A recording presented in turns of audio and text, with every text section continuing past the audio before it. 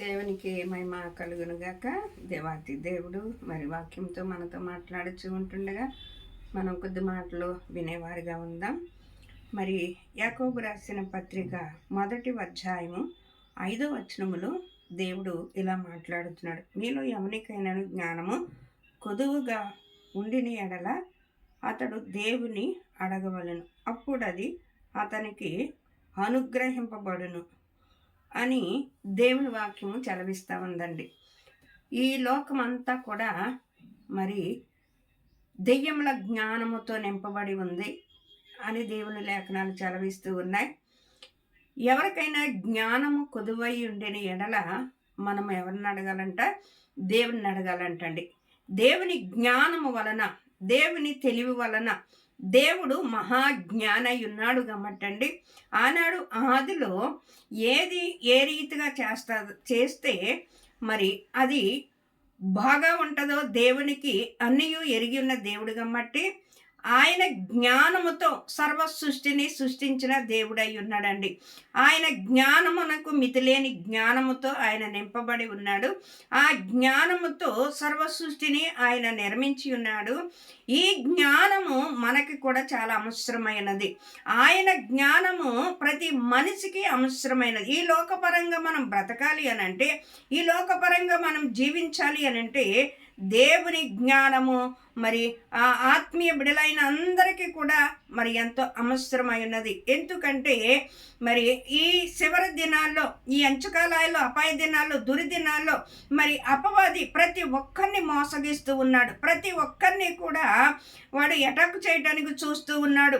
మరి విశ్వాసాలను సైతం మోసపరిచే దినములు వచ్చి ఉన్నాయి కాబట్టి మనము దేవుని జ్ఞానముతో నింపబడిన వారిగా ఉండాలి. ఆ జ్ఞానము, ఆ తెలివి మనల్ని ఏం చేస్తుందంటే సర్వసత్యంలోనికి మనల్ని నడిపిస్తుంది. ఆ జ్ఞానముతో మనము నింపబడినప్పుడు మనం ఎక్కడ మోసపోకుండా మరి దేవుని భయభక్తులతో దేవుని అడుగుజాడల్లో మనము జీవించిన వారిగా ఉంటాం. మనము ఈ లోక జ్ఞానము ఏమై ఉన్నది అని అంటే అదే యాకోబు రాసిన పత్రికలో దేవుడు చలవిస్తూ ఉన్నాడు కదా.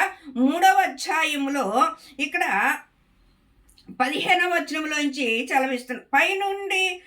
పైనుండి దిగి వచ్చిన జ్ఞానము భూసంబంధమైనది, ప్రకృతి సంబంధమైనది కాదు, ఇది దెయ్యముల జ్ఞానం అంటిది. చూడండి, పైనుండి దిగవచ్చు జ్ఞానము కాదంటండి.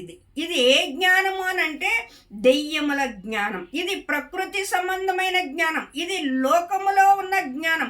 ఈ లోకములో ఉన్న జ్ఞానము ఆ ప్రతి మనుషుడు నింపబడినప్పుడు అండి వాడు భయంకరమైన దుస్థితిలోనికి వెళ్ళిపోతూ ఉన్నాడు. వాళ్ళ జ్ఞానము వలన భయంకరమైన పాపంలోనికి ఈడ్చుకుపోతూ ఉన్నాడు అపవాది. ఆ జ్ఞానము ఎలాగ చేస్తుంది అని ఇక్కడ లేఖనాలు చలవిస్తున్నాయంటే ఆ దెయ్యముల జ్ఞానము వంటిదై ఉన్నది. ఎలా అనగా మత్సరములు, వివాదములు ఎక్కడ ఉండును అక్కడ అల్లరియు ప్రతి నీచికారమయ్యి ఉండును. అయితే పైనుండి వచ్చు జ్ఞానము మొట్టమొదట పవిత్రమైనది, తర్వాత సమాధానకరమైనది, అది ముదువైనది, సులభముగా లోబడినది. ఇది పైనుండి అంటే దేవుని యొద్ద నుండి వచ్చే జ్ఞానానికి మరి ఈ లోక జ్ఞానానికి ఎంత తేడా ఉందో మనం చూసుకోవాలండి. ఏ జ్ఞానంతో నింపబడి ఉన్నాం, ఏ తెలివితేటలతో నింపబడి ఉన్నాం. దేవుడు అంటాడు ఈ లోక జ్ఞానము ఎర్రితనము అంటాడు. ఈ మనుషులు జ్ఞానము ఎర్రితనముగా దేవుడు భావిస్తూ ఉన్నాడండి. మన ఆలోచనలు అన్నీ కూడా నిష్ప్రయోజనములు. దేవుడు ఆలోచనకర్త అయి ఉన్నాడు కాబట్టి ఆ ఆలోచనకర్త అయిన జ్ఞానమును మనం తీసుకున్నప్పుడు మనం ఎలా బ్రతకాలో, మనం ఎలా జీవించాలో, మనం ఎలా నడవాలో ఆ జ్ఞానముతో దేవుడు నడిపిస్తూ ఉంటాడండి. సొలొమోను చూడండి, రాజుగా మరి నియమించబడటానికి అభిషేకం చేయబడినప్పుడు దేవుడు నీకేం కావాలో కోరుకో అన్నప్పుడు సొలొమోను ఈ లోకపరమైనది ఏది కోరుకోలేదండి. ఈ లోకపరమైన ఆస్తులు, అంతస్తులు ఏమీ కోరుకోలేదు. కానీ అయ్యా మరి ఇశ్రాయేలు ప్రజలందరినీ ఏలాలి అని అంటే నీ జ్ఞానము కావాలయ్యా, నీ జ్ఞానము కావాలి, నీ జ్ఞానము నాకు దయచేయమని ఎప్పుడైతే సులైమాను అడిగి ఆ జ్ఞానాన్ని కోరుకుంటానికి ఇష్టపడ్డాడో, ఆ జ్ఞానముతో పాటు దేవుడు మరి సర్వ సంపదలు ఇచ్చినట్లుగా మనం చూస్తూ ఉన్నాం. దేవుడు అంటాడు, నీ శత్రువు ప్రాణమైనను ఐశ్వర్యమైనను ఘనతనైనను ఏది నువ్వు కోరలేదు, కానీ నా జ్ఞానమును కోరి ఉన్నావు. నా ఆలోచనకు నువ్వు కోరిన అంతుగమ్మటి ఇదిగో నా జ్ఞానముతో పాటు నీకు సర్వ సంపదలు ఇస్తాను అంటున్నాడండి. అవునండి, ఆయన జ్ఞానము మనలో ఉంటే మనము సమస్తమును మనము అనుభవించేవారుగా ఉంటాం. సమస్తమును మితిలేని జ్ఞానము ఆయనలో ఉన్నది. ఆయన జ్ఞాన సమృద్ధి కలిగిన వాడు. ఆయన జ్ఞానము మనం అడిగినప్పుడు అంటే కొలత లేకుండా ఇస్తాడంటండి. కొలత లేని జ్ఞానముతో మనము నింపబడిన వారిగా ఉండాలి. ఈ లోకములో మరి ఆత్మీయంగా మనం బ్రతకాలి అని అంటే, మనము పడిపోకుండా మనం నిలబడాలి అని అంటే మనకి దేవుని జ్ఞానము ఎంతో అవసరమైనది. సామెతలో 2వ అధ్యాయంలో కూడా దేవుడు అదే చలవిస్తూ ఉన్నాడు. ఎవరికైనాను జ్ఞానము కొదువై ఉన్న ఎడల మరి నా యొద్దకు రావలేను అంటాడు. మరి జ్ఞానాన్ని మనం వెతికేవారిగా ఉండాలి. జ్ఞానము కొరకు దేవుని దగ్గర మొరపెట్టుకునేవారిగా ఉండాలి. నువ్వు ప్రకృతి సంబంధమైన దెయ్యముల జ్ఞానముతో నిండి ఉన్నావా, లేతే పర సంబంధమైన పరలోకము నుండి వచ్చే దేవుని జ్ఞానముతో నిండి ఉన్నావా? ఏ జ్ఞానముతో నీవు నిండి ఉన్నావో, ఏ ఆలోచనలతో నిండి ఉన్నావో, ఏ తలంపులతో నిండి ఉన్నావో, నువ్వు ఈ ప్రకృతి సంబంధమైన దెయ్యముల జ్ఞానముతో నిండి ఉన్నట్లయితే అల్లరితో కూడిన ప్రతి నీచ కార్యములు ఉంటాయంటండి. ప్రతి నీచ కార్యములు ఉంటాయంట. అల్లరితో కూడిన ప్రతి నీచ కార్యములు ఉండటమే కాదు, ప్రతి కార్యములను మనము చేయటానికి ఇష్టపడుతూ ఉంటాం. ఎందుకంటే ఈ దెయ్యముల జ్ఞానముతో నింపబడిన ప్రతి మనిషి కూడా ఈ లోకపరంగా మనం చూసుకుంటుంటే ఎంత భయంకరమైన కోరత్వంలోనికి వెళ్ళిపోతూ ఉన్నాడు. ఆ జ్ఞానం ఏం చేస్తుందంటే నరహంత చేయటానికి ఇష్టపడనిస్తుంది, దొంగతనం చేయటానికి, వ్యభిచారం చేయటానికి, తాగుడికి, ఇవన్నీ కూడా అల్లరితో కూడిన ప్రతి నీచ కార్యము. ఈ ప్రతి నీచ కార్యమునకు ఈ జ్ఞానము లోబర్చేస్తుందండి. కానీ పైనుండి వచ్చే జ్ఞానము పవిత్రమైనదంటండి. పవిత్రమైనదంట.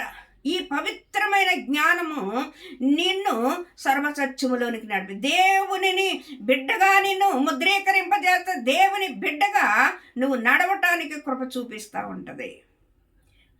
ఇది సులభముగా లోబడుతుంది అంటండి. అది ముదువైనదంటండి.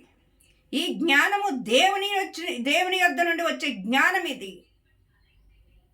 నువ్వు దేవునికి లోబడకపోతే నువ్వు ప్రకృతి సంబంధమైన దెయ్యముల జ్ఞానముతో నిండి ఉన్నావు. దేవాతి దేవుడు ఇక్కడ ఇంకా చలవిస్తూ ఉన్నాడు కదా, కనికరమును మంచి ఫలములతో నిండి ఉన్నది, పక్షపాతమును వేషధారమును లేనిదై ఉన్నది, నీతి ఫలములు సమాధానము చేయవారికి సమాధానమై వెత్తబడి ఉన్నది అంటున్నాడండి. నీతి ఫలములు, నీతి ఫలములు.